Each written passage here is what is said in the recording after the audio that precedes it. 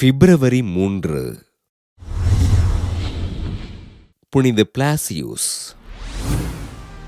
கிபி 3ஆம் நூற்றாண்டில் அர்மீனிய நாட்டில் செபாஸ்டே மறைமாவட்டத்தின் ஆயராக இறைப்பணிகளை செய்த பிளாசியுஸ் தன் எளிமையான வாழ்வினால் மக்களின் மனதில் நீங்கா இடம் பிடித்தார். அர்மீனிய பேரரசன் லிசினியஸினால் அந்நாட்டில் வாழ்ந்த கிறிஸ்தவர்கள் மிகுந்த துன்பத்திற்கு ஆட்பட அம்மக்களுக்கு ஆறுதல் அளித்த பிளாசியுஸ் அருகில் இருந்த வனப்பகுதிக்குள் சென்று ஆண்டவரை தியானித்து வாழ்ந்தார்.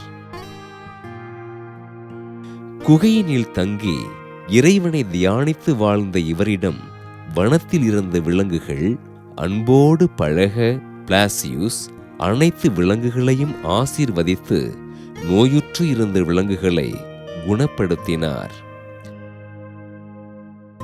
வனப்பகுதியில் வாழ்ந்த ஆயர் பிளாசியுஸ் வேட்டைக்காரர்களால் கைது செய்யப்பட்டு அரசரிடம் அழைத்து செல்லப்பட போகும் வழியில் தொண்டையில் மீன்முள் சிக்கி உயிருக்கு போராடிய சிறுவனை சுகப்படுத்தினார்.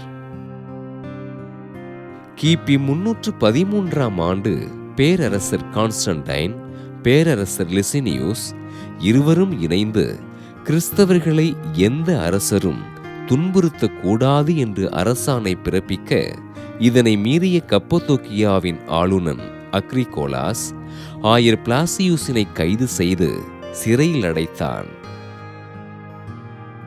சிறையில் துன்புறுத்தப்பட்ட ஆயர் பிளாசியுஸ் சிலைகளுக்கு வணக்கம் செலுத்துமாறு பணிக்கப்பட, இதனை கடுமையாக மறுத்த பிளாசியுஸ் ஆண்டவர் இயேசுவே உண்மையான கடவுள் என்று அறிக்கையிட்டார். சிறையில் சொல்லொன்னா துன்பங்களை அனுபவித்து வாழ்ந்த பிளாசியுஸ் கிபி 316ஆம் ஆண்டு ஆளுநன் அக்ரிகோலாசினால் தலை வெட்டப்பட்டு மறைசாட்சியாக உயிர் துறந்தார்.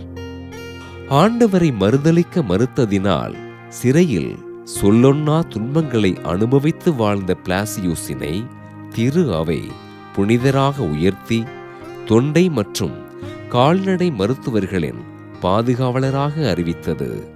புனித பிளாசியுஸ் திருவிழாவினை கொண்டாடுகின்ற நாம் தொண்டையில் பிரச்சனை உள்ளோருக்காகவும் அவர்களின் உடலினை இறைவன் தொட்டு ஆசீர்வதிக்க வேண்டும் என்றும் உருக்கமோடு ஜெபிப்போம்.